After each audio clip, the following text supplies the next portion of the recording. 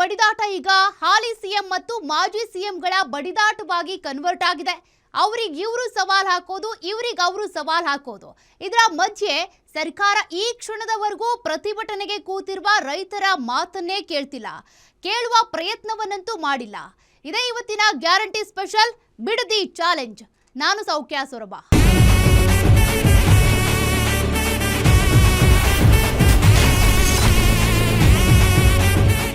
ಬಿಡದಿಯ ರೈತರು ವಿರೋಧ ಮಾಡ್ತಿದ್ದಾರೆ. ಅವರು ರೈತರೇ ಅನ್ನೋದ್ರಲ್ಲಿ ಏನೂ ಕೂಡ ಅನುಮಾನ ಇಲ್ಲ. ಅವರ ವಿರೋಧಕ್ಕೂ ಒಂದು ಅರ್ಥ ಇದೆ. ಆದ್ರೆ ಎಲ್ಲದಕ್ಕೂ ಮುಂಚೆ ಬಿಡದಿ ಟೌನ್ಶಿಪ್ ಪ್ಲಾನ್ ಏನು ಅನ್ನೋದನ್ನ ತಿಳ್ಕೊಳ್ಬೇಕಲ್ವಾ? ಆಕ್ಚುಲಿ ಪ್ರಾಜೆಕ್ಟ್ ಏನ್ ಲಾಭ ಅನ್ನೋದನ್ನ ಕೂಡ ನೋಡ್ಬೇಕಲ್ವಾ? ಅದ್ರ ಬಗ್ಗೆ ಫಸ್ಟ್ ನೋಡ್ಕೊಂಡು ಬರೋಣ ಬನ್ನಿ. ಬಿಡದಿ ಬಡಿದಾಟದಲ್ಲಿ ಸವಾಲುಗಳ ಸಮರ.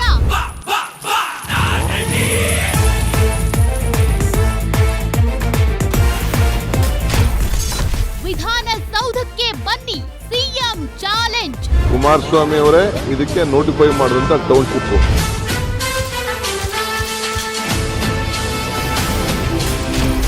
ಬೈರಮಂಗಲಕ್ಕೆ ಬನ್ನಿ, ಕುಮಾರಸ್ವಾಮಿ ಕೌಂಟರ್. ಈ ಟೌನ್ಶಿಪ್ಗಳು ಯಾಕಾಗಬೇಕು ಅಂತ ತೀರ್ಮಾನ ಮಾಡೋದು?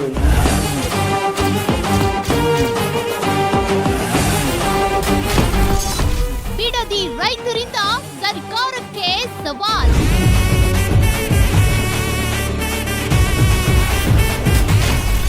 Bidadi challenge.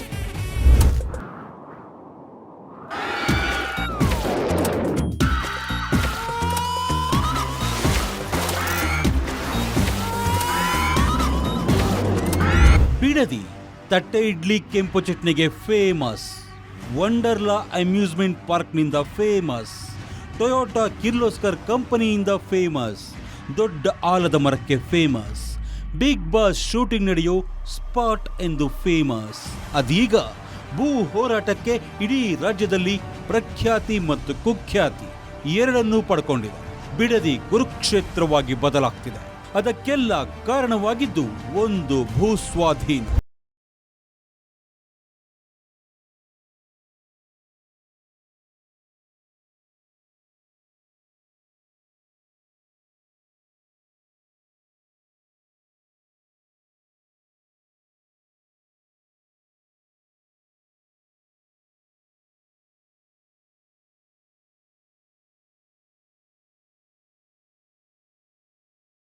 Bidadi township project ಏನು? 9 ಕಂದಾಯ ಗ್ರಾಮಗಳು: ಕೆಂಪಯ್ಯನಪಾಳ್ಯ, ಮಂಡಲಹಳ್ಳಿ, ವಡೇರಹಳ್ಳಿ, ಬನ್ನಿಗಿರಿ, ಕಾಂಚುಗಾರನಹಳ್ಳಿ, ಅರಳಾಳು ಸಂದ್ರ, ಕೆಜಿ ಗೊಲ್ಲರಪಾಳ್ಯ, ಹೊಸೂರು, ಬೈರಮಂಗಲ.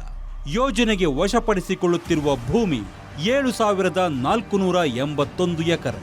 ರೈತರ ಭೂಮಿಗೆ ಕೊಡುತ್ತಿರುವ ಪರಿಹಾರ ಪ್ರತಿ ಎಕರೆಗೆ 2.7 ಕೋಟಿಯಿಂದ 2.5 ಕೋಟಿ. ಮೊದಲ ಹಂತದ ಭೂಸ್ವಾಧೀನ 3 ಹಳ್ಳಿಗಳ 518 ಎಕರೆ. ಜಿಬಿಎ ಯೋಜನೆಗೆ ಎತ್ತುತ್ತಿರುವ ಸಾಲ 7,500 ಕೋಟಿಗೆ ಅನುಮತಿ ಸಿಕ್ಕಿದೆ. 1 ಲಕ್ಷಕ್ಕೂ ಹೆಚ್ಚು ಉದ್ಯೋಗ ಸೃಷ್ಟಿಯ ನಿರೀಕ್ಷೆ ಇದೆ.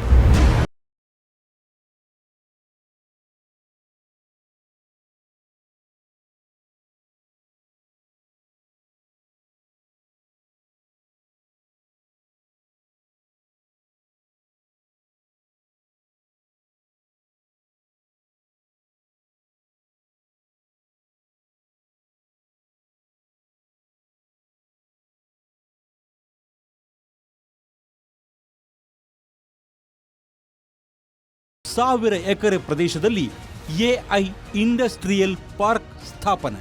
ಈ ಜಾಗ ಕೃತಕ ಬುದ್ಧಿಮತ್ತೆ ಅಂದ್ರೆ ಎಐ, ರೋಬೋಟಿಕ್ಸ್, ಸೆಮಿ ಕಂಡಕ್ಟರ್ ಉದ್ಯಮಗಳಿಗೆ ಮೀಸಲು. ಬೆಂಗಳೂರಿನ ಎಂಜಿ ರಸ್ತೆ ಮಾದರಿಯಲ್ಲಿ ರಾಜ್ಯದ 2ನೇ ವಾಣಿಜ್ಯ ಪ್ರದೇಶವನ್ನಾಗಿಸುವ ಉದ್ದೇಶ ಇದೆ. ಚಿನ್ನಸ್ವಾಮಿ ಸ್ಟೇಡಿಯಂಗಿಂತ ದೊಡ್ಡ ಕ್ರಿಕೆಟ್ ಸ್ಟೇಡಿಯಂ ಕಟ್ಟುವ ಯೋಜನೆಯೂ ಇದೆ. ಒಲಿಂಪಿಕ್ ತರಬೇತಿಗಾಗಿ ಬೃಹತ್ ಕ್ರೀಡಾ ತರಬೇತಿ ಕೇಂದ್ರ ನಿರ್ಮಿಸುವ ಗುರಿಯೂ ಇದೆ. ಬೈರಮಂಗಲ ಕೆರೆ ಪುನಶ್ಚೇತನ ಮತ್ತು 1000 ಎಕರೆಯಲ್ಲಿ ಉದ್ಯಾನವನಗಳ ಸ್ಥಾಪನೆ. ಸಂಪೂರ್ಣ ಟೌನ್ಶಿಪ್ ಮಾಲಿನ್ಯ ರಹಿತ, ಪರಿಸರ ಸ್ನೇಹಿಯಾಗಿ ನಿರ್ಮಾಣ. ಒಟ್ಟಿನಲ್ಲಿ ರೈತರ ಹಸಿರು ಭೂಮಿಯಲ್ಲಿ ಉದ್ಯಮ, ಉದ್ಯೋಗ, ಸ್ಟೇಡಿಯಂ, ಒಲಿಂಪಿಕ್ ತರಬೇತಿ ಕೇಂದ್ರ, ಶಾಪಿಂಗ್ ಮಾಲ್ ಹೀಗೆ ದೊಡ್ಡದಾಗಿಯೇ ಕಟ್ಟುವ ಯೋಜನೆಗೆ ಡಿಕೆ ಸರ್ಕಾರ ಕೈ ಹಾಕಿದೆ. ಆದರೆ ರೈತರನ್ನೇ ಕೇಳಿಲ್ಲ, ರೈತರ ಧ್ವನಿಯನ್ನೂ ಕೇಳಿಲ್ಲ. ಬಿಡದಿ ಟೌನ್ಶಿಪ್ಗೆ ಪರ ವಿರೋಧ ಘೋಷಣೆಗಳ ಮಧ್ಯೆ ಇಷ್ಟಕ್ಕೂ ಟೌನ್ಶಿಪ್ ಹೇಗಿರುತ್ತೆ ಅನ್ನೋ ಮಾಹಿತಿ ಇರೋದಿಲ್ವಲ್ಲ. ಅದಕ್ಕೆ ಇದಿಷ್ಟು ಮಾಹಿತಿಯನ್ನ ಕೊಡ್ತಾ ಇದ್ದಾವೆ. ಈ ಟೌನ್ಶಿಪ್ನಲ್ಲಿ ವಾಕ್ ಟು ವರ್ಕ್ ಕಲ್ಚರ್ ಬೆಳೆಸೋದು ಡಿಕೆ ಪ್ಲಾನ್. ಅಂದ್ರೆ ಆಫೀಸ್ ಎಲ್ಲಿರುತ್ತೋ ಅಲ್ಲೇ ಮನೆಗಳನ್ನ ಕಟ್ಟಿ ಕೊಡ್ತಾರಂತೆ. ಇಡೀ ಟೌನ್ಶಿಪ್ ಸೈಕ್ಲಿಂಗ್ ಫ್ರೆಂಡ್ಲಿ ಆಗಿರುತ್ತೆ. ಇಡೀ ನಗರವನ್ನ ಡಿಜಿಟಲ್ ಟೆಕ್ನಾಲಜಿಯಲ್ಲಿ ಕಟ್ಟಿರ್ತಾರೆ. ಟ್ರಾಫಿಕ್ ಸಿಗ್ನಲ್, ಬೀದಿ ದೀಪ, ಕರೆಂಟು, ನೀರು ಎಲ್ಲವನ್ನು ಕೂಡ ಡಿಜಿಟಲ್ ಟ್ವಿನ್ ಮಾಡೋ ಕಾನ್ಸೆಪ್ಟ್ ಇದೆಯಂತೆ. ಈ ಟೌನ್ಶಿಪ್ ಇತ್ತ ಬೆಂಗಳೂರಿಗೆ ಅತ್ತ ಮೈಸೂರಿಗೆ ಎರಡಕ್ಕೂ ಕನೆಕ್ಟ್ ಆಗುತ್ತೆ. ಸಿಂಪಲ್ ಆಗಿ ಹೇಳಬೇಕು ಅಂದರೆ ಈ township not A layout. Technology, sports, ಹಸಿರು ಬೆಳೆಸೋದು ಎಲ್ಲವೂ ಕೂಡ ಇರುತ್ತೆ. ಇದಿಷ್ಟು ಟೌನ್ಶಿಪ್ ಇನ್ಫಾರ್ಮೇಷನ್ ಆಯಿತು. ಈಗ ಪಾಲಿಟಿಕ್ಸ್ ಮತ್ತು ರೈತರ ಹೋರಾಟದ ಕತೆಗೆ ಬರೋಣ. ರೈತರ ವಿರೋಧದ ನಡುವೆಯೂ ಟೌನ್ಶಿಪ್ ಭೂಸ್ವಾಧೀನ ಜಾರಿ. ಬಿಡದಿ ಟೌನ್ಶಿಪ್ ಯೋಜನೆಯ ಕಲ್ಪನೆ ಶುರುವಾಗಿದ್ದು 2006ರಲ್ಲಿ. ಇದು ಕುಮಾರಸ್ವಾಮಿಯವರ ಕಲ್ಪನೆ. ಅದಕ್ಕೆ ಗೆಜೆಟ್ ನೋಟಿಫಿಕೇಶನ್ ಕೂಡ ಹೊರಡಿಸಿದ್ರು. ಆದರೆ ಆ ಯೋಜನೆಗೆ ಭೂಸ್ವಾಧೀನ ಪ್ರಕ್ರಿಯೆ ಶುರುವಾಗಿದ್ದು 2025ರಲ್ಲಿ, ಜಸ್ಟ್ 1.5 ವರ್ಷದ ಹಿಂದೆ. ವೀಕ್ಷಕರೇ, ಭೂಸ್ವಾಧೀನ ಮಾಡ್ತೇವೆ ಎಂದು ಘೋಷಣೆಯಾದ ಮರುದಿನ ಧರಣಿ ಕುಳಿತ ರೈತರು ಇಂದಿಗೂ ಧರಣಿ ಮಾಡ್ತಾನೇ ಇದ್ದಾರೆ. ರೈತರು ಬಗ್ಗಿಲ್ಲ, ಸರ್ಕಾರವು ಬಗ್ಗಿಲ್ಲ. ಸರ್ಕಾರ ರೈತರಿಗೆ ಸವಾಲ್ ಹಾಕಿದ್ರೆ ರೈತರು ಸರ್ಕಾರಕ್ಕೆ ಸವಾಲ್ ಹಾಕ್ತಿದ್ದಾರೆ. ನೋಡಪ್ಪ, ನಾನು ಇದನ್ನ ಮಾತಾಡಬಾರ್ದು. ನಾನು ಕುಮಾರಸ್ವಾಮಿ ಅವರು ಏನು ನೋಟಿಫಿಕೇಶನ್ ಮಾಡಿದ್ರು, ಯಡಿಯೂರಪ್ಪನವರು ಏನು ಮುಂದುವರಿಸಿದ್ರು, ಅದನ್ನ ಮುಂದುವರಿಸ್ತಾ ಇದ್ದೀವಿ. ಹೊರತು ನಾವೇನು ವಸ್ತು ಮಾಡ್ತಾ ಇಲ್ಲ. ನಾನು ಯಾರಿಗೂ ಏನು ಬಲವಂತ ಏನು ಮಾಡಕ್ ಹೋಗ್ತಾ ಇಲ್ಲ. ನಾನು ಬೀಂಗ್ ಎ ಅರ್ಬನ್ ಡೆವಲಪ್ಮೆಂಟ್ ಇದು ಮಿನಿಸ್ಟರ್ ಆಗಿದ್ದಂತೂ ನಾನು ಐ ಕಾಂಟ್ ಡಿನೋಟಿಫೈ ಮಾಡ್ಬಿಟ್ಟು ನಾನು ಜೈಲಿಗೆ ಹೋಗ್ಲಿಕ್ಕೆ ನಾನು ತಯಾರಿಲ್ಲ. ನಾನು ಡಿನೋಟಿಫೈ ಈಗ ರೆಡ್ ಝೋನ್ ಯಾಕೆ ಕುಮಾರಸ್ವಾಮಿ ಮಾಡಿದ್ರು, ರೆಡ್ ಝೋನ್ ಅಂತ ಯಾಕೆ ಕುಮಾರಸ್ವಾಮಿ ಅವರು ಮಾಡಿದ್ರು, ಅದಕ್ಕೆ ಫಸ್ಟ್ ಉತ್ತರ ಹೇಳಲಿ. ಯಾಕೆ ನೋಟಿಫಿಕೇಶನ್ ಮಾಡಿದ್ರು, ಅದಕ್ಕೆ ಉತ್ತರ ಹೇಳಲಿ. ಯಡಿಯೂರಪ್ಪನವರು ಅದನ್ನ ಮುಂದುವರಿಸಿದಾಗ ಯಾಕೆ ಅದನ್ನ ಇವ್ರ ಕಾಲನೇ ಇತ್ತಲ್ಲ, ಇವ್ರಿಗೇನೆ ಡಿನೋಟಿಫೈ ಮಾಡೋಕ್ಕೆ ಅವಕಾಶ ಇತ್ತಲ್ಲ. ಇವರು ಚೀಫ್ ಮಿನಿಸ್ಟರ್ ಇದ್ರು, ಯಡಿಯೂರವ್ರದ್ದು ಸರ್ಕಾರ ಆಯಿತು, BJP ಗೌರ್ಮೆಂಟ್ ಇತ್ತು, ಅವರು ಡಿನೋಟಿಫೈ ಮಾಡ್ಬೋದಾಗಿತ್ತಲ್ಲ. ಪಾಪ ಅವರೇನೋ ರಾಜಕಾರಣಕ್ಕೆ ಅವ್ರು ಮಾತಾಡ್ತಾ ಇದ್ರೆ ನಾನೇನು ಬೇಜಾರು ಮಾಡ್ಕೊಳ್ಳೋದು. ರೈತರೆಲ್ಲ ಒಳ್ಳೆಯವರೇ. ದಿ ಹೈಯೆಸ್ಟ್ ಕಾಂಪನ್ಸೇಷನ್ ಅವ್ರಿಗೆ ಕೊಡ್ತಾ ಇದ್ದೀನಿ ನಾನು. 80% ಜನ ಮುಂದೆ ಬಂದಿದ್ದಾರೆ. ಮುಂದೆ ಬರಲಿಲ್ಲ ಅಂದರೆ ನಾನೇನು ಮಾಡೋಕ್ಕಾಗಲ್ಲ. ಕಾನೂನು ಏನಿದೆ ಕಾನೂನು ಪ್ರಕಾರ ಮಾಡ್ಬೋದು. ಏನು ಬೇಕಾದ್ರೂ ಪಾಪ ಟೀಕೆ ಮಾಡಿದ್ರು ನಾನೇನು ಬೇಜಾರು ಮಾಡ್ಕೊಳಕ್ಕಾಗಲ್ಲ. ಅವರೆಲ್ಲ ನಮ್ಮವರು, ರೈತರೆಲ್ಲ ಒಳ್ಳೆಯವರು. ಪಾಪ ಮಿಸ್ಗೈಡ್ ಮಾಡ್ತಾ ಇದ್ದಾರೆ ಅವರೇ. ನಾನು ಇದಕ್ಕೆ ಪಿತಾಮಹ ಯಾರು? ವೀಕ್ಷಕರೇ, ಬಿಡದಿಯಲ್ಲಿ ರಾಜ್ಯ ಸರ್ಕಾರ ವಶಪಡಿಸಿಕೊಂಡು ಟೌನ್ಶಿಪ್ ಕಟ್ಟೋಕೆ ಹೊರಟಿರುವ ಭೂಮಿ ಇದೇ ನೋಡಿ. ಎಲ್ಲಿ ನೋಡಿದರೂ ಹಸಿರು. ತೆಂಗು, ಅಡಿಕೆ, ಬಾಳೆ, ಮಾವು, ಹಲಸು, ದಾಳಿಂಬೆ, ಸೀತಾಫಲ, ಸಪೋಟ ಹಣ್ಣಿನ ತೋಟಗಳು. ರಾಮನಗರ ರೇಷ್ಮೆ ಕೃಷಿಗೆ ಪ್ರಸಿದ್ಧಿ. ಹಿಪ್ಪು ನೇರಳೆ ಬೆಳೆಯುವ ರೇಷ್ಮೆ ಬೆಳೆಗಾರರು ಮನೆ ಮನೆಯಲ್ಲೂ ಇದ್ದಾರೆ. ರಾಗಿ, ಭತ್ತ, ತೊಗರಿ, ಅಲಸಂದೆ, ಅವರೆಕಾಯಿ, ಜೋಳ, ಶೇಂಗಾ, ಹುರುಳಿ ಬೆಳೆಯುವವರು ಇದ್ದಾರೆ. ಗುಲಾಬಿ, ಚೆಂಡು ಹೂವು ಬೆಳೆಯುತ್ತಾರೆ. ಮನೆ ಮನೆಗಳಲ್ಲೂ ಹಸು, ಎಮ್ಮೆ ಸಾಕಿ ಹಾಲು ಮಾರ್ತಾರೆ. ಒಟ್ಟಲ್ಲಿ ಇಲ್ಲಿರುವಂತ ರೈತರು ಸುಮ್ಮನೆ ಏನ್ ಕೂತಿಲ್ಲ, ಕೈ ತುಂಬಾ ಕೆಲಸ. ವೀಕ್ಷಕರೇ, ಭೂ ಸ್ವಾಧೀನ ಆದ್ರೆ, ಟೌನ್ಶಿಪ್ ಆದ್ರೆ 1 ಲಕ್ಷ ಉದ್ಯೋಗ ಸೃಷ್ಟಿ ಆಗುತ್ತೆ ಅಂದ್ರಲ್ಲ, ಎಷ್ಟು ಜನರಿಗೆ ಕೆಲಸ ಹೋಗುತ್ತೆ ಅನ್ನೋದು ಕೂಡ ಇಂಪಾರ್ಟೆಂಟ್ ಆಗುತ್ತಲ್ವಾ? ಆ ಲೆಕ್ಕವನ್ನು ಕೂಡ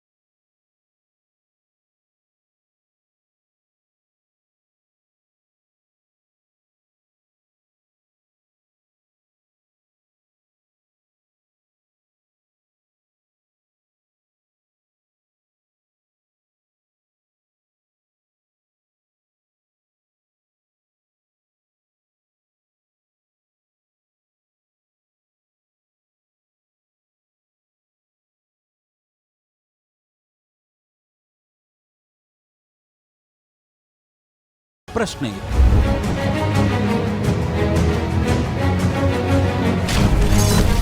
ವಿಧಾನಸೌಧಕ್ಕೆ ಬನ್ನಿ ಅಂತ ಕುಮಾರಸ್ವಾಮಿಗೆ ಸಿಎಂ ಸವಾಲ್. ಭೈರಹೊಂಗಲಕ್ಕೆ ಬನ್ನಿ, ಸಿಎಂಗೆ ಕುಮಾರಸ್ವಾಮಿ ಕೌಂಟರ್. ನಾನು ಫ್ರೀ ಇದ್ದೀನಿ, ಯಾವಾಗ ಬೇಕಾದ್ರೂ ಬರ್ತೀನಿ ಅಂತ ಅವತ್ತೂ ಹೇಳಿದ್ದೀನಿ. ನಾನೇನು ಬರಲ್ಲ ಅಂತ ಹೇಳಿಲ್ಲ, ಯಾಕೆಂದರೆ ಬ್ಯುಸಿ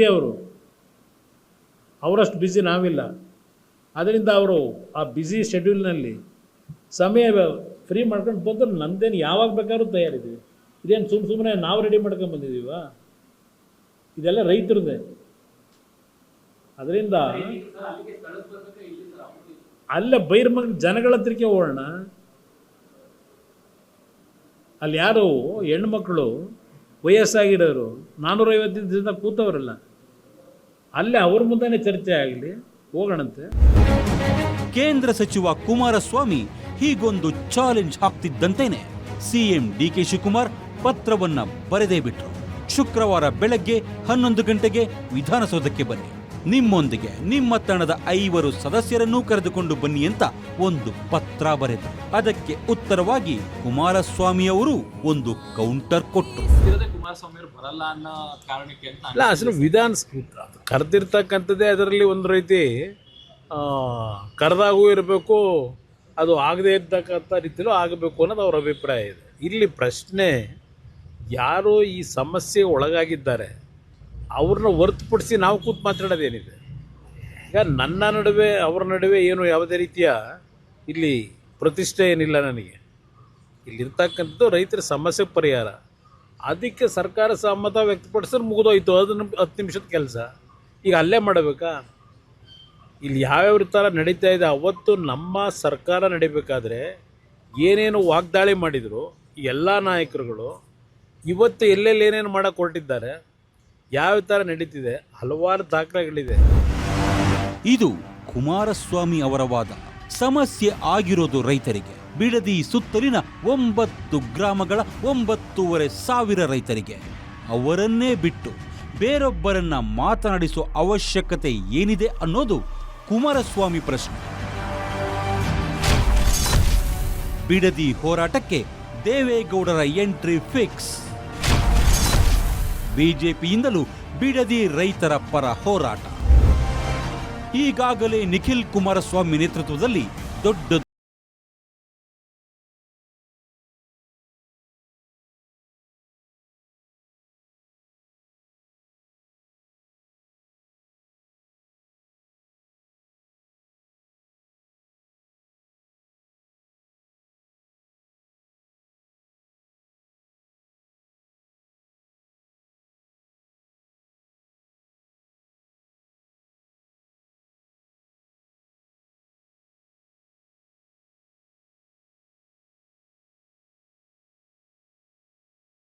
ಸಾವಿರಕ್ಕೂ ಹೆಚ್ಚು ಆಕ್ಷೇಪಣೆ ಅರ್ಜಿ ಬಂದಿದ್ದಾವಂತೆ. ಆದ್ರೆ ಸರ್ಕಾರ ಒಬ್ಬರಿಗೂ ಕೂಡ ಉತ್ತರ ಕೊಟ್ಟಿಲ್ಲ.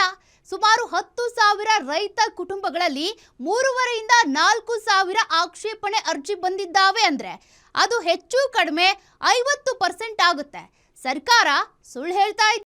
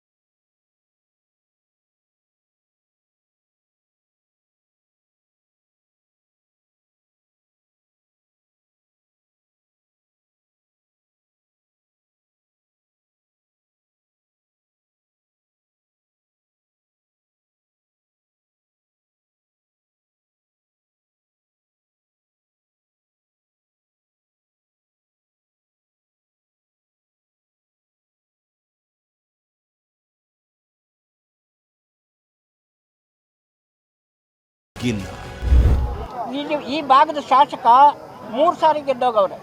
ಈ ಶಾಸಕ ಆಗಲಿ, ಇಲ್ಲಿ GDB ಡೈರೆಕ್ಟರ್ ಆಗವ್ರೊಬ್ಬರು, ಇವರಾಗಲಿ, ಅಧಿಕಾರಿಗಳಾಗಲಿ, ರಾಜಕೀಯರಾಗಲಿ ರೈತರನ್ನ ಸಂಪರ್ಕ ಮಾಡಿ, ರೈತರು ಸಭೆ ಮಾಡಿ ಒಂದು ಮಾತು ಯಾರೂ ಆಡಿಲ್ಲ. ಇವ್ರಿಗೇನು ಬೇಕೋ ದಬ್ಬಾಳಿಕೆ, ಗುಂಡಾಗಿರಿ ಮಾಡಿಕೊಂಡು, ತೊಗಲತ್ತು ಸರ್ಕಾರ ಮಾಡಿಕೊಂಡು ರೈತರನ್ನ ಒಕ್ಕಲೆಬ್ಬಿಸ್ಕೊಂಡು ಹೋಯ್ತಾವ್ರೆ. ಏನೇ ಮಾಡಿದ್ರು ಕೂಡ ಯಾವುದೇ ಕಾರಣಕ್ಕೂ ನಾವು ಈ ಜಾಗವನ್ನು ಬಿಟ್ಕೊಡೋದಕ್ಕಾಗಲಿ, ಯಾವುದೇ ಕಾರಣಕ್ಕೂ ನಾವು ಜಾಗವನ್ನು ಬಿಟ್ಕೊಡೋದಕ್ಕಾಗಲಿ ಅಥವಾ ಪರಿಸರ ನಾಶ ಮಾಡೋದಕ್ಕಾಗಲಿ, ರೈತರನ್ನ ಊಳೆಬ್ಳಿಸೋದಕ್ಕಾಗಲಿ ಯಾವುದಕ್ಕೂ ನಾವು ಅವಕಾಶ ಕೊಡಲ್ಲ ಅಂತ ಹೇಳ್ತಾ ಇದ್ದೀವಿ. ಅದ್ರ ಜೊತೆಗೆ ನಾವು ಈ ತಿಂಗಳು ಎಂಡ್ ಒಳಗಡೆ ಮೋದಿ ಸಾಹೇಬ್ರದ್ದು ಕೂಡ ಟೈಮ್ ಕೇಳ್ತಾ ಇದ್ದೀವಿ. ದೆಹಲಿ ಚಲೋ ಅಂತ ಹೇಳಿ 30 ಜನ ಒಂದು ನಿಯೋಗವನ್ನು, ರೈತರು ನಿಯೋಗವನ್ನು ನಮ್ಮ BJP ವತಿಯಿಂದ ನಾವು ಕರ್ಕೊಂಡು ಹೋಗಬೇಕು ಅಂತ ಹೇಳಿ ತೀರ್ಮಾನ ಮಾಡಿದ್ದೀವಿ. ಒಂದು ಅಕ್ಯುಜೇಷನ್ ಹೊರಟಿದೆ ಈ 2 ಪಂಚಾಯತಿಯಿಂದ. ಇಲ್ಲಿ ಯಾವುದು ಬರಡು ಭೂಮಿ ಇಲ್ಲ, ಎಲ್ಲ ಫಲವತ್ತಾದ ಭೂಮಿನೇ ಇರೋದು. ಅವರು ಅಧಿಕಾರಿಗಳ ಒತ್ತಡಕ್ಕೆ ಮತ್ತು ಕೆಲವು ರಾಜಕೀಯ ನಾಯಕರ ಒತ್ತಡಕ್ಕೆ ಮಣಿದು ಇವರು ಹೋಗಿ ಅಲ್ಲಿ ಇಲ್ಲದ ಮಾಹಿತಿಗಳನ್ನು ಕೊಟ್ಟು ಈ ಅಕ್ವೈರ್ ಮಾಡಬೇಕು ಅಂತ ಹೇಳಿ ಒತ್ತಡ ತಂದಿರತಕ್ಕಂಥ ಜನ ಇವರು. ಅವ್ರಿಗೆ ನಿಜವಾಗೂ ಇಲ್ಲಿರ್ತಕ್ಕಂಥ ಪಾರದರ್ಶತೆ ವಿಷಯ ಏನು DK ಶಿವಕುಮಾರ್ಗಾಗಲಿ ಯಾರಿಗೂ ಗೊತ್ತಿಲ್ಲ. ಇಲ್ಲಿ ಜಮೀನು ಬಗ್ಗೆ ಅವ್ರಿಗೆ ಎಳ್ಳಷ್ಟು ಅನುಭವ ಇಲ್ಲ. ಇದು ಕೇವಲ ಹೋರಾಟದಲ್ಲಿ ಕುಳಿತಿರುವ ರೈತರ ಮಾತಷ್ಟೇ. ಅದು ಕೂಡ ಇಲ್ಲಿ ನಾವು ತೋರಿಸ್ತಾ ಇರೋದು ಕೆಲವು ರೈತರ ಮಾತು. ಇದೇ ರೈತ ಸರ್ಕಾರಕ್ಕೆ ಕೊಡ್ತಿರೋ ಎಚ್ಚರಿಕೆ ಏನು ಗೊತ್ತಾ? CPM ನಾಶವಾದಂತೆ ನಾಶ ಆಗ್ತೀರಿ, ರೈತರ ಭವಿಷ್ಯ. ಇವತ್ತು ಮಮತಾ ಬ್ಯಾನರ್ಜಿ ಕತೆ ಏನಾಯಿತು ವೆಸ್ಟ್ ಬೆಂಗಾಲ್ನಲ್ಲಿ? ಇದೇ ಮಮತಾ ಬ್ಯಾನರ್ಜಿ 2006ರಲ್ಲಿ ಇದು ಬುದ್ಧದೇವ್ ಉಪಾಧ್ಯಾಯ ಚೀಫ್ ಮಿನಿಸ್ಟರ್ ಆಗಿದ್ದಾಗ 34 ವರ್ಷಗಳ ಆಳಿದಂಥ CPIM ಮಾರ್ಕ್ಸ್ವಾದಿ ಕಮ್ಯುನಿಸ್ಟ್ ಪಾರ್ಟಿ ಯಾಕೆ ಬೀಳ್ತು ಅನ್ನೋದಕ್ಕೆ ಒಂದು ಕಾರಣ ಕೊಡ್ತೀನಿ. ಆವಾಗ ಹೂಗ್ಲಿ ಜಿಲ್ಲೆನಲ್ಲಿ ವೆಸ್ಟ್ ಬೆಂಗಾಲ್ನಲ್ಲಿ ಸಿಂಗೂರ್ ಅಂತ ಒಂದು ಗ್ರಾಮದಲ್ಲಿ 1000 ಎಕರೆ ಅಕ್ವಿಜೇಷನ್ ಹೊರಟರು. ಯಾರು? ಈ ಬುದ್ಧದೇವ್ ಉಪಾಧ್ಯಾಯ. ಹೊರಟಾಗ ಸ್ವಲ್ಪ ಬೆಂಕಿ ಕಿಡಿ ಎತ್ಕೊತ್ತು 1000 ಎಕರೆಗೆ. ಇದೇನು ಮಾಡ್ತಾರೆ ಅಂತ ಅದೇ ಪಕ್ಕದಲ್ಲೇ 10,000 ಎಕರೆ ಮಾಡಕ್ಕೆ ಹೊರಟ.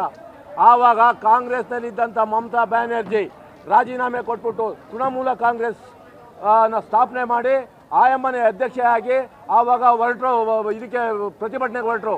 ಇಡೀ ವೆಸ್ಟ್ ಬೆಂಗಾಲನೇ ಬೆಂಕಿ ಎತ್ಕೊಂಡು ಉರಿಯಿತು. ಆವಾಗ 2007ರಲ್ಲಿ ಎಲೆಕ್ಷನ್ ನಡೀತು.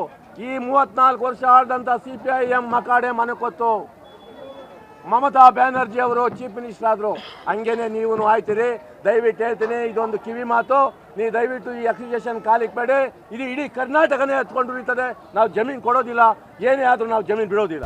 ಈ ಆಕ್ರೋಶ ಇಲ್ಲಿನ ಸ್ಥಳೀಯ ಶಾಸಕ ಮಾಗಡಿ ಬಾಲಕೃಷ್ಣ ಅವರಿಗೂ ತಟ್ಟಿದೆ.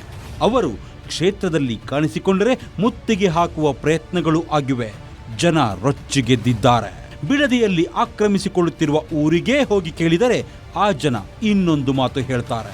ಅವರು 100 ಎಕರೆ 200 ಎಕರೆ ಅವ್ರು ಸರ್, ಅವ್ರು ಏನೋ ಮಾಡ್ಕೊಳ್ತಾರೆ. ಒಂದು 10 ಜನ ಇರ್ಬೋದು, 20% ಇರ್ಬೋದು, 80% ನಮ್ಮ ಕಡೆ ಅಂತ ಹೇಳ್ತಾವ್ರೆ. ಇದು ಉಲ್ಟಾ. 20%ಕ್ಕೂ ಕಡಿಮೆ ಇದೆ ಅಲ್ಲಿ. 80% ಅಲ್ಲ, 50% ತೋರಿಸ್ಬಿಡ್ಲಿ ಅವರು ಭೂ ಸ್ವಾಧೀನ ಮಾಡ್ಕೊಳ್ಳಿ ಅಂತ. ನಾವು ಅವಾಗಲೇ ಕೈ ಬಿಟ್ಬಿಡ್ತೀವಿ. ಇದಕ್ಕೆ ಸವಾಲಾಗಿ ಬರ್ತಾರೆ ಅಂತ ಕೇಳಿ ಹೇಳ್ತೀವಿ. ಅವನು 1 ಇಂಚು ಭೂಮಿ ಕೊಡೋಲ್ಲ ನಾವು. 80% ನಮ್ಮ ಕಡೆ ಇರೋದು. ರೈತರಿಗೆ ಗೋಲಿ ಮಾಡಿದ್ರು ರೈತರು ಎಲೆ ಕೊಡಕ್ಕೆ ಸಿದ್ಧ ಇದ್ದೀವಿ. ಅವ್ನಿಗೆ 1 ಇಂಚು ಭೂಮಿ ನಾವು ಕೊಡಕ್ಕೆ ಸಿದ್ಧ ಇಲ್ಲ. ರೈತರ ಪ್ರಕಾರ ಯಾವ ಸರ್ವೆಯೂ ಆಗಿಲ್ಲ, ಯಾವ ಅಧಿಕಾರಿಯೂ ಬಂದಿಲ್ಲ. ತಜ್ಞರು ಈ ಊರುಗಳಿಗೆ ಎಂಟ್ರಿ ಕೂಡ ಕೊಟ್ಟಿಲ್ಲ. ರಿಪೋರ್ಟ್ ಕೊಟ್ಟವರು ಯಾರು ಅನ್ನೋದೇ ಜನರಿಗೆ ಗೊತ್ತಿಲ್ಲ. 2 ಕೋಟಿ ಕೊಡ್ತಾರೆ, ಆಯ್ತು ಒಪ್ಕೋತೀನಿ. 2 ಕೋಟಿನ 10 ವರ್ಷ ಬಿರ್ಲಿಕ್ಕೆ ಕೊಡೋಣ. ನಾನು ಜಮೀನಿಲ್ಲ, ಜಮೀನಿರೋರ್ಗೆ ಹೇಳ್ತಾ ಇರೋದು 2 ಕೋಟಿನ 10 ವರ್ಷ 2 ಕೋಟಿ ಇಕ್ಬಿಡೋಣ ಬೀರೊಳಗೆ. 10 ವರ್ಷ ಬಿಟ್ಕೊಂಡು ಆ 2 ಕೋಟಿ ಆಚೆ ತೆಗಿಯೋಣ. 10 ವರ್ಷ ಜಮೀನು ಇಟ್ಟಿರೋ ನಂಗೇನೆ ಅದು ಸೇಲ್ ಮಾಡಿ ಇಟ್ಟಿರಿ. ಯಾಕೆ ನನ್ನ ಜಮೀನಿಲ್ಲ, ಬೇರೆಯವ್ರಿಗೆ ಹೇಳ್ಕೊಡ್ತಾ ಇದ್ದೆ ನಾನು. 10 ವರ್ಷ ಬಿಟ್ಕೊಂಡು ಆ ಜಮೀನಿಗೆ ಏನು ರೇಟ್ ಇರ್ತದೆ? ಆ 2 ಕೋಟಿ ದುಡ್ಡು 2 ಕೋಟಿ ಅನ್ನೋದು ಅದನ್ನ 10 ಕೋಟಿ ಅನ್ನಲ್ಲ. ನೀವು ದುಡ್ಡನ್ನ 10 ವರ್ಷ ಬಿಟ್ಟು ಆಚೆ ತೆಗೆದ್ರೆ ಅದು 2 ಕೋಟಿನೇ ಅದು. ಅದೇ ಜಮೀನು 10 ವರ್ಷ ಬಿಟ್ಕೊಂಡು ಹೊರಗಡೆ ಅದನ್ನ ಸೇಲ್ ಮಾಡ್ತೀನಿ ನಿಂತ್ಕೊಳ್ಳಿ, ಅವತ್ತು ಎಷ್ಟಾಗುತ್ತೆ ಅದು ವ್ಯಾಲ್ಯೂ? ನೋಡ್ರಿ, ಬೆಳಗ್ಗೆ ಒಂದೊಂದು ಟೈಮ್ಗೆ ನಾವು ಒಂದು 25 ಲೀಟ್ರು 30 ಲೀಟ್ರು 40 ಲೀಟ್ರ್ ಹಾಲು ಹಾಕೋತೀವಿ. ಆದರೆ ಅದರಲ್ಲೇ ನಾವು ಸಂಪಾದನೆ ನಮಗೆ ಆಯ್ತದೆ. ನಾವು ಯಾವುದೇ ಕಾರಣಕ್ಕೂ ಜಮೀನುಗಳು ಕೊಡೋದಿಲ್ಲ. ನಾವು ಜಮೀನು ಕೊಡ್ತೀಯಾ ಅಂತ ಕೇಳಿ, ಅದನ್ನ ಬಿಟ್ಬಿಟ್ಟು ನೀನೆಲ್ಲೋ ಕೂತ್ಕೊಬಿಟ್ಟು ನಿನ್ಗೆ 2 ಕೋಟಿ ಬರ್ದ್ಬಿಟ್ಟಿದ್ದೀನಪ್ಪ ನಿನ್ನ ಜಮೀನಿಗೆ ಅಂದ್ಬಿಟ್ರೆ ನನ್ನ ಜಮೀನಿಗೆ ಬೆಲೆ ಕಟ್ಟಕ್ಕೆ ನೀನು ಯಾರು? ಹಂಗಾರೆ ನಾನು ಕಟ್ತೀನಿ ನಿನ್ನ ಇದಕ್ಕೆ ಅಧಿಕಾರಕ್ಕೆ. ನಾನು ಒಂದು 100 ಕೋಟಿ ಕೊಡಿಸ್ಬಿಡ್ತೀನಿ ಬೇರೆ MLA ಕೈಲಿ, ಬಿಟ್ಬಿಡ್ರೆ ನಿಮ್ಮ CM ಪಟ್ಟಣ. ಕಾಂಗ್ರೆಸ್ ಸರ್ಕಾರವೇ ಜಾರಿಗೆ ತಂದಿದ್ದ ಭೂಸ್ವಾಧೀನ ತಿದ್ದುಪಡಿ ಕಾನೂನು ಪ್ರಕಾರ 80% ರೈತರ ಲಿಖಿತ ಒಪ್ಪಿಗೆ ಬೇಕೇ ಬೇಕು. ವೀಕ್ಷಕರೇ, ಇದು 2013ರಲ್ಲಿ UPA ಸರ್ಕಾರವೇ ಜಾರಿಗೆ ತಂದಿದ್ದ ಕಾಯ್ದೆ. ಆದರೆ ಯಾವಾಗ ರೈತರ ವಿರೋಧ ವ್ಯಕ್ತವಾಯಿತು ಆಗ ಸರ್ಕಾರ ಅಂದರೆ ಗ್ರೇಟರ್ ಬೆಂಗಳೂರು ಪ್ರಾಧಿಕಾರ ಪರಿಹಾರದ ಮೊತ್ತವನ್ನ ಕೋರ್ಟಿನಲ್ಲಿ ಡೆಪಾಸಿಟ್ ಇಟ್ಟು ಯೋಜನೆಗೆ ಅಡ್ಡಿಯಾಗದಂತೆ ತಡೆಯುವ ಕ್ರಮಕ್ಕೆ ಮುಂದಾಗಿದೆ. ಕೆಲವು ರೈತರಿಗೆ ಸರ್ಕಾರದ ಪರವಾಗಿ ಶಾಸಕ ಮಾಗಡಿ ಬಾಲಕೃಷ್ಣ ಅವರೇ ಪರಿಹಾರ ವಿತರಿಸಿದ್ದೂ ಆಗಿದೆ. ಶಾಸಕರ ಮೂಲಕ ಪರಿಹಾರ ವಿತರಿಸುವ ಹೊಸ ಸಂಪ್ರದಾಯಕ್ಕೆ ನಾಂದಿ ಹಾಡಿರುವುದು ಕೂಡ ವಿವಾದ ಹುಟ್ಟುಹಾಕಿದೆ. ಈಗ ಡಿ ಕೆ ಶಿವಕುಮಾರ್ ಅವರು ಹೇಳ್ತಾರೆ ಅಲ್ಲಿ ಯಾರು ರೈತರೇ ಇಲ್ಲ, ಎಲ್ಲ ರೈತರು ಬರ್ಲಿ ನಮ್ಮ ಹತ್ರಕ್ಕೆ ಅಂತೇನು ಬಂದು ನಮ್ಮ ಹತ್ರ ಮಾತಾಡ್ಲಿ, ಅದು ಗಂಡಸ್ತಾನ. ಹಾಂ, ಅವನ್ನೆಲ್ಲ ಕುಂತ್ಕೊಬಿಟ್ಟು ಮಾತಾಡ್ಬಿಟ್ರೆ ಇಲ್ಲಿ ಬಂದು ಮಾತಾಡಲಿ, ಜನ ನೋಡಿ ನಮ್ಮ ಸಭೆನ, ಅದಾಗಲ್ವಾ? ಹಾಂ, ಬಂದು ಮಾತಾಡಲಿ ನಮ್ಮ ಸಭೆಯಲ್ಲಿ, ಕುಂತ್ಕೊಂಡು ಚರ್ಚೆ ಮಾಡಲಿ, ನಾವು ಮಾಡ್ತೀವಿ. ಈಗ ಒಂದು ಎಕರೆಗೆ 2.5 ಕೋಟಿ ಅಯ್ಯೋ, 5 ಕೋಟಿ ಕೊಡಲ್ಲ. ಹ್ಞೂ, ಅವ್ನು 5 ಕೋಟಿನ ಕೊಡಲಿ, ನಾವು ಕೊಡಲ್ಲ. ನಾವು ಕೊಡಲ್ಲ ಸರ್. ಇವ್ರಿಗೆ ಭೂಮಿ ಕೊಟ್ಬಿಟ್ಟು ನಾವು ಎಲ್ಲಿ ಹೋಗೋದು, ಜೀವನ ಮಾಡೋದು. ಈಗ ಇಲ್ಲಿ ನಾವು ಹಸ್ಗಳು ಕಟ್ಕೊಂಡು ಜೀವನ ಮಾಡ್ತಾ ಇದ್ದೀವಿ. ಈಗ ಎಕ್ಸಾಂಪಲ್ ನಾನೇನೇ ಒಂದು ದಿನಕ್ಕೆ ನಾನು ಇದು 50 ರಿಂದ 60 ಲೀಟ್ರ್ ಹಾಲು ಹಾಕ್ತೀನಿ. ತಿಂಗಳಿಗೆ ಒಂದು 75 ರಿಂದ 80 ಸಾವಿರ ಪೇಮೆಂಟ್ ಬರುತ್ತೆ. ನಾನು ಗೌರ್ಮೆಂಟ್ ಕೆಲಸಕ್ಕೆ ಅವ್ರು ಕೊಡ್ತಾರೆ ನನಗೆ ಅಷ್ಟು ದುಡ್ಡು? 50-60 ಸಾವಿರ ಸಂಬಳ ಕೊಡ್ತಾರೆ. ನಾನು ಓದಿರೋದು SLC. ಕೊಡ್ತಾರೆ ಅವರು? ಕೊಡಲ್ಲ. ನಾವೀಗ ನೆಮ್ಮದಿಯಾದ ಜೀವನ ಮಾಡ್ತಾ ಇದೀವಲ್ವಾ? ಅಲ್ಲ, ನೆಮ್ಮದಿಯಾದ ಜೀವನ ಅಲ್ವಾ ಇದು ನಾವು ಮಾಡ್ತಾ ಇರೋದು? ಇದನ್ನ ಯಾಕೆ ಅವರು ಇದು ಮಾಡೋದು? ಯಾರೇ ಮಾಡ್ಕೊಳ್ಳಿ, ಯಾರೇ ಬಿಡಲಿ, ನಾವಂತೂ ಬಿಡಲ್ಲ. ನೋಡಿ, ಇವಾಗ ನನಗೆ 60 ವರ್ಷ ವಯಸ್ಸು, 5 ಹುಲ್ ಕುಯ್ಕೊ ಬಂದಿದ್ದೀನಿ. ಇವಾಗ ಸಾಯಂಕಾಲ ಗಂಟ ನೆಮ್ಮದಿಯಾಗಿ ಇರ್ತೀನಿ ಮಾಯ್ತಾವು. ನಾವು ಯಾರ ಮನೆ ಬಾಗಿಲಿಗೆ ಹೋಗಿ 1 ರೂಪಾಯಿ ಕೊಟ್ಟು ನಮ್ಮ ಜೀವನಕ್ಕಿಲ್ಲ, ನಮ್ಮ ಕಷ್ಟ ಅಂತ ನಾವು ಕೇಳಲಿಲ್ಲ. ನಮ್ಮ ಜೀವನ ನಾವು ರೂಪಿಸ್ಕೊಂಡಿದ್ದೀವಿ. ನಾವು ಕಷ್ಟಪಡ್ತಾ ಇದ್ದೀವಿ, ಗೇಯ್ತಾ ಇದ್ದೀವಿ, ನಾವು ತಿಂತಾ ಇದ್ದೀವಿ. ಯಾವ ಅಧಿಕಾರಿಗಳನ್ನ ಹೋಗಿ ನಾವು ಕಾಸು ಕೇಳಲಿಲ್ಲ. ಅವ್ರು ನಮ್ಮ ಜೀವನಕ್ಕೆ ತಂದಾಕ್ರಿ ಅಂತ ಕೇಳಲಿಲ್ಲ. ನಾವು ಬೇರೆಯವ್ರದ್ದು ಏನೋ ರೈತರು ಜಮೀನು ಇರೋದಕ್ಕಿಂತ ನಾವು ಬಚಾವಾದ್ವಿ. ಏನು ಜಮೀನು ಅಂತ ನಾವೇನು ಸಾಕೋಕಾಯ್ತಿತ್ತು? ಹಸು ಸಾಕೋಕಾಯ್ತಿತ್ತ? ಸ್ವಲ್ಪ ರೇಷ್ಮೆ ಬೆಳಿತೀವಿ, ಹಸು ಸಾಕೊಂಡಿದ್ದೀವಿ. ಇವೆಲ್ಲ ರೈತರು ಜಮೀನು ಕೊಡಲ್ಲ, ನಾವು ಎಲ್ಲಿ ಸರ್ ಹೋಗೋದು? ಎಲ್ಲಿ ಹೋಗೋದು ಹೇಳಿ ನೀವೇನೆ? ಅವ್ರು ಮಾಡಿಬಿಟ್ಟು ಅವ್ರು ಕೈ ತೊಳ್ಕೊತಾರೆ. ನಾವು ಮಾಡೋದೇನಿಲ್ಲಿ? ಎಲ್ಲಿ ಇಟ್ಕೊಂಡು ಹಸು ಎಲ್ಲಿ ಇಟ್ಕೊಂಡು ಹೋಗುವ? ರೇಷ್ಮೆ ಎಲ್ಲಿ ಬೆಳೆಯುವ ನಾವು? 80% ಅಲ್ಲ, 50% ಒಪ್ಪಿದ್ರು ಭೂಮಿ ಕೊಡ್ತೇವೆ. ಸರ್ಕಾರಕ್ಕೆ ರೈತರ ಸವಾಲ್. ನಾವು ಕೋರ್ಟ್ಗೆ ಹೋಗ್ತೀವಿ ಸರ್. ನಾವು ಕಾನೂನು ಪ್ರಕಾರ ಹೋಗ್ತೀವಿ. ನಾವು ಇಲ್ಲಿ ಏನಾಗಿದೆ ಗೊತ್ತಾ, ಕಾನೂನು ಮೊರೆ ಹೋಗ್ತೀವಿ. ಸಾಲಕ್ಕೆ ಡಿ ಕೆ ಶಿವಕುಮಾರ್ ಮನೆ ಒಂದು ಮಾತ್ರ ಚೆನ್ನಾಗಿರೋ ಚಂದಲ್ಲ. ಇದ್ಯಾರು ರೈತರ ಪ್ರಪಂಚ ಇರೋದೇ ಬೇಡವಾ? ನಮ್ಮಿಂದ ಅವನ್ ತಾನೆ. ನಾನೇ ಮಾತಾಡಿದೆ, ಸ್ವಾಮಿ 30 ಜನ 40 ಜನ ಅಕ್ವೈರ್ ಆಗಲಿ ಅನ್ನೋದನ್ನ ನಿಮ್ಮ DC ಸುಸ್ವಾಗತ ಮಾಡ್ತಾರೆ.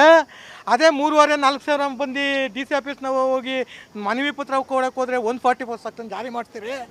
ಅಧಿಕಾರಿಗಳು ಸರ್ಕಾರ ನೀವು ಹೆಂಗೆ ಕುಣಿತೀರೋ ಹಂಗೆ ಕುಣಿತಾರೆ. ಹೆಂಗಾಯ್ತದೆ ಅಧಿಕಾರಿಗಳು? ನೀವು ಹೆಂಗೆ ಹೇಳ್ತೀರೋ ಹಂಗೆ ಕುಣಿತಾರೆ. ಬನ್ನಿ ಕಂಚಗಾನಹಳ್ಳಿ ಬೈರಮಳಕಾಯ ಪಂಚಾಯತಿಗೆ ಬನ್ನಿ, ಗ್ರೌಂಡ್ ರಿಪೋರ್ಟ್ ನೋಡಿ. ಟೌನ್ಶಿಪ್ಗೆ ಭೂಮಿ ಕೊಡೋದಕ್ಕೆ ಒಪ್ಪಿದವರೇ ಇಲ್ವಾ? ಭೂ ಸ್ವಾಧೀನ ಬೇಕು ಅಂತಿರೋರು ಒಬ್ಬರು ಇಲ್ವಾ? ಬರಡು ಭೂಮಿ ಅಲ್ಲ, ವ್ಯವಸಾಯದಲ್ಲಿ MS ಬೆಲೆ ಸಿಗದಿರೋದೇ ಕಾರಣ. ಇದಕ್ಕೆಲ್ಲ ಕಾರಣ ನಾವೇನು ಆದಾಯ ಆಗಲಿಲ್ಲ, ಇದೆಲ್ಲ ಬೆಳೀತದಿಂದ ಆದಾಯ ಆಗಲಿಲ್ಲ, ಲಾಸು. ನಾವು ಇಲ್ಲಿ ಬೆಂಗಳೂರು ಸುತ್ತ ಇರೋರು ಏನು ಬೆಳೆದ್ರೂ ಆದಾಯ ಮಾಡೋಕ್ಕಾಗಲ್ಲ. ಯಾಕೆಂದರೆ ಕೂಲಿ ಆಳು ಸಿಗಲ್ಲ, ಮತ್ತು ಕೂಲಿ ರೇಟ್ ಜಾಸ್ತಿ, ವ್ಯವಸಾಯದ ಖರ್ಚು ಜಾಸ್ತಿ. ನೋಡಿ, ಇವತ್ತು ಇಂಥ ಕಮರ್ಷಿಯಲ್ ಭೂಮಿಲಿ ನಾವು ವ್ಯವಸಾಯ ಮಾಡ್ಕೊಂಡು 2 ರೂಪಾಯಿಂದ ವ್ಯವಸಾಯ ಮಾಡ್ಕೊಂಡು ಕೂತ್ಕೊಂಡ್ರೆ ನಮ್ಮ ಮಕ್ಕಳು ಉದ್ಧಾರ ಆಗೋದು ಯಾವಾಗ? ಸಾಕು, ನಮ್ಮ ಇದಕ್ಕೇ ನಮ್ಮ ಮಕ್ಕಳು ಭವಿಷ್ಯ ಮಾಡಿ. ಯಾಕಂದರೆ 50-50 ರೇಷಿಯೋ ಕೊಡ್ತಾ ಇರೋದ್ರಿಂದ ನಮ್ಮೆಲ್ಲರಿಗೂ ಒಪ್ಪಿಗೆ ಇದೆ. ಅಶೋಕ್ ಅವರಾಗಿರ್ಬೋದು, ಕುಮಾರಣ್ಣವರಾಗಿರ್ಬೋದು, ಸರ್ಕಾರ ಜೊತೆಲಿ ಕೈ ಜೋಡಿಸಿ ಬೃಹತ್ ಬೆಂಗಳೂರು ಬೆಳೀತಾ ಇರೋದ್ರಿಂದ, ಇಲ್ಲ ರೀ ನೀವು ಇದು ಮಾಡಿ ಅದು ಮಾಡಿ ಅಂತ ಸಲಹೆ ಕೊಟ್ಕೊಂಡು ಮಾಡಿದ್ರೆ ಒಳ್ಳೆಯದು ಅಂತ ನಾನು ಭಾವಿಸ್ಕೊಂಡಿದ್ದೀನಿ. ಈಗ ಅಕ್ವೈರ್ ಏನು ಆಗ್ತಾ ಇದೆಯೋ ಅದ್ರ ಬಾರ್ಡ್ರಲ್ಲಿ ಇರೋರು ನಾವು. ಈಗ ಅಕ್ವೈರ್ ಆಗೋ ಲ್ಯಾಂಡ್ಗೆ ಹೋಗ್ತಾ ಇರೋದು ಕೆಂಗೇರಿ ಮೋರಿ ನೀರೇ. ಅದರಿಂದ ಫಲವತ್ತಾಗಿ ಕಾಣಿಸ್ತದೆ. ಆ ನೀರು ಪಂಪ್ಸೆಟ್ಟಿಂದ ತಗೊಂಡು ಹೋಗಿಲ್ಲ ಅಂದರೆ ಫಲವತ್ತಿಲ್ಲ, ಬರಡು ಭೂಮಿನೇ. ನಮ್ಮದು ಅಷ್ಟೇ, ನಮ್ಮದು 6 ಎಕರೆ ಜಮೀನಿದೆ ಪಕ್ಕದಲ್ಲಿ. ಇವಾಗ ಇವ್ರಿಬ್ರು ಕಿತ್ತಾಡ್ತಲ್ಲಿ ನಮ್ಮ ರೈತ ಹಾಳಾಗೋಯ್ತಾರೆ ಹೊರತು ನಾವಂತೂ ಉದ್ಧಾರ ಆಗ್ತಿಲ್ಲ. 2006ರಿಂದ ಈಗ ಆಲ್ರೆಡಿ 20 ವರ್ಷ ಆಯಿತು. ಯಾವುದೋ ಒಂದು ITBT ಕಂಪ್ನಿ ಬರಲಿಲ್ಲ, ಒಂದು ಲೇಔಟ್ ಬಂದಿಲ್ಲ, ಯಾವ ಬಂದಿಲ್ಲ. ಇವತ್ತೂ ನಾವು ರಚನೆ ನೀರಲ್ಲಿ ಓದಾಡ್ತಾ ಇದ್ದೀವಿ. ನಮ್ಗೆ ಸಂಪೂರ್ಣವಾಗಿ ಕೊಡೋಕ್ಕೆ ಒಪ್ಪಿಗೆ ಇದೆ. ನಂದು 2.5 ಎಕರೆ ಜಮೀನು ಐತೆ, ಸರ್ವೆ ನಂಬರ್ 26, ನಂದು 2.5 ಎಕರೆ ಜಮೀನು ಐತೆ, ಕೊಡೋಕ್ಕೆ ಸಿದ್ಧವಾಗಿದ್ದೀನಿ. ಯಾವುದೇ ಹೋರಾಟಕ್ಕೆ ಸಹಜವಾಗಿಯೇ 2 ಮುಖ ಇರುತ್ತೆ. ಬಿಡದಿ ಭೂಸ್ವಾಧೀನದಲ್ಲೂ ಅಂತಹವರಿದ್ದಾರೆ. ಇದನ್ನೆಲ್ಲ ನೋಡ್ತಿದ್ರೆ ಎಂಥವರಿಗೂ ಕನ್ಫ್ಯೂಸ್ ಆಗೋದು ಸಹಜ. ಈಗ ಹಾಲಿ ಸಿಎಂ, ಮಾಜಿ ಸಿಎಂಗಳ ಹೋರಾಟ ಶುರುವಾಗಿದೆ. ಕೆಲವೇ ದಿನಗಳಲ್ಲಿ ಇದು ಹೈಕೋರ್ಟ್ ಮೆಟ್ಟಿಲೇರುವುದು ಸತ್ಯ. ಬಿಡದಿ ಕುದಿಯುತ್ತಿದೆ. ಬಿಡದಿ ಬಡಿದಾಟದ ಹಂತ ದಾಟಿ ಮಹಾಯುದ್ಧದ ಹಂತಕ್ಕೆ ಹೋಗ್ತಾ ಇದೆ. ಎಲ್ಲಿಗೆ ಮುಟ್ಟುತ್ತೋ ಹೇಳೋಕ್ಕಾಗಲ್ಲ. ಇದಾಗಿತ್ತು ಇವತ್ತಿನ ಗ್ಯಾರಂಟಿ ಸ್ಪೆಷಲ್. ನೋಡ್ತಾ ಇರಿ ಗ್ಯಾರಂಟಿ ನ್ಯೂಸ್. ಸುದ್ದಿ ಖಚಿತ, ನ್ಯಾಯ ನಿಶ್ಚಿತ.